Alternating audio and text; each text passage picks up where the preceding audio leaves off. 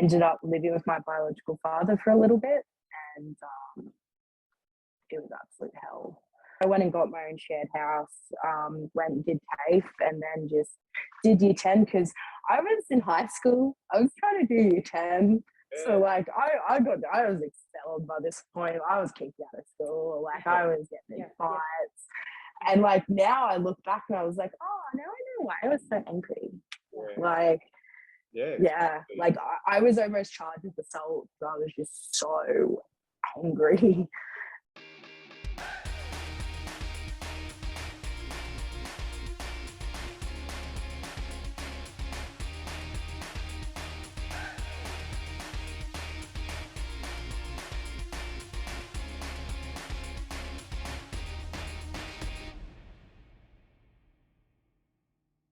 Harmony, at that point at 17 when you left care, are you okay to step us through what happened when you left care? Like the parts it was not a nice experience at all. It was it was horrible. I actually ended up living with my biological father for a little bit, and it was absolute hell. And I remember the last foster care I was with, she actually worked at the local Kmart. And then there was this one day where my dad just beat the shit out of my mother in front of me, and my little brothers and sisters were there. And I went to Kmart and used her phone to call docs, and I was just like, this has just happened, help.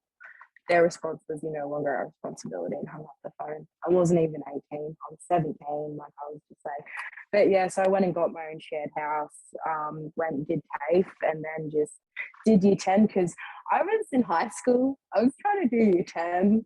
So like I was expelled by this point. I was kicked out of school. Like I was getting in fights. And like now I look back and I was like, oh, now I know why I was so angry. Like like I was almost charged with assault. So I was just so angry. But it was hard, but also kind of liberating as well, because when I did finally get into that shared house, it was kind of funny because I was like, I could go down to KFC and no one could stop me. It's 10 o'clock at night. Like, I could go do this and no one could stop me. Like it was awesome. But then also like it was like, you know, I was really sick. I had to have an operation. I didn't know how to get it done. Like I didn't know how to go to outpatient. I didn't know how to do any of that stuff because it had all been done for me as a kid in healthcare. And that's the crucial that's a crucial skill that you were robbed of, but you had to find out quick. And the independent housing, how did that come about? Independent housing, supported, you know, share housing. How did you get to that point? Like how that was in New South Wales, wasn't it? Yeah, I found it on Gumtree.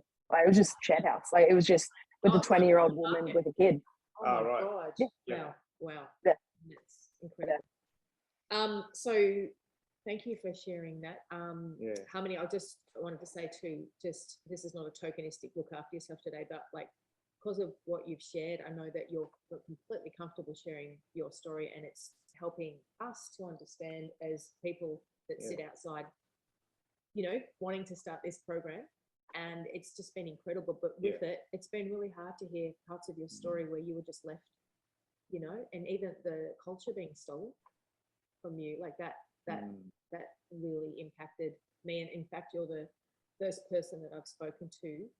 I've got friends that are Aboriginal women, but you are the first person I've spoken to that shared what happened from your perspective of having that culture but not being able to connect. I guess you hear about it in cultural training, but then I'm seeing it from you. So thank you for enriching me with that knowledge that that's still happening. Do you know what I mean? Yeah. The stolen generation didn't end in the 70s. It's still happening today. No, absolutely. Yeah, and the overrepresentation of Aboriginal young people is the thing that breaks my heart, because I've seen all those programs, and I've seen not just Struggle Street, but other things that puts it on the map. And you know, in what we provide, we've been told it's really important to have an Aboriginal elder, like an auntie, uncle within it. So we want to fund it definitely, and build relationships out where we are in the East to actually facilitate that ability to have that. So it's not just, here we go for all young people, but where they're most overrepresented, we're just, not being able and someone for like me who had that culture stolen away from them, it feels very hard to kind of try to reach out into that culture, because you're almost seen as like a wannabe or something like that, because it's stolen from you don't know. So actually having someone sitting there be like, hey, what do you want to know? Let's talk about Dreamtime. Let's talk about Biome. Let's talk about our laws and our culture and our way that, we live our life. Let's talk. Like, I think that would open up so many conversations, especially in the household. That is so good. Yeah, absolutely. Thank you so much. And I was going to ask, have you found out your mob? Yeah, what was it? Okay. Beautiful. My auntie, so my uncle by my mum's brother, married a beautiful lady, but she's Aboriginal descent. But the thing is, it's not it's not known or acknowledged because she hasn't connected with her culture either. So I feel sad because I can't have those conversations now that I'm finding so much out about culture. But I understand it now because people like yourself, Harmony, are sharing what just happened, and a stolen generation has not ended, So on the end part of this, I wanted to say thank you so much. And Harmony, you're currently working with a well-known retail outlet as a store manager, so fantastic, and studying. Do you want to tell us a bit about what you're doing now, just to end it on, like in terms of, Harmony now, what you're up to?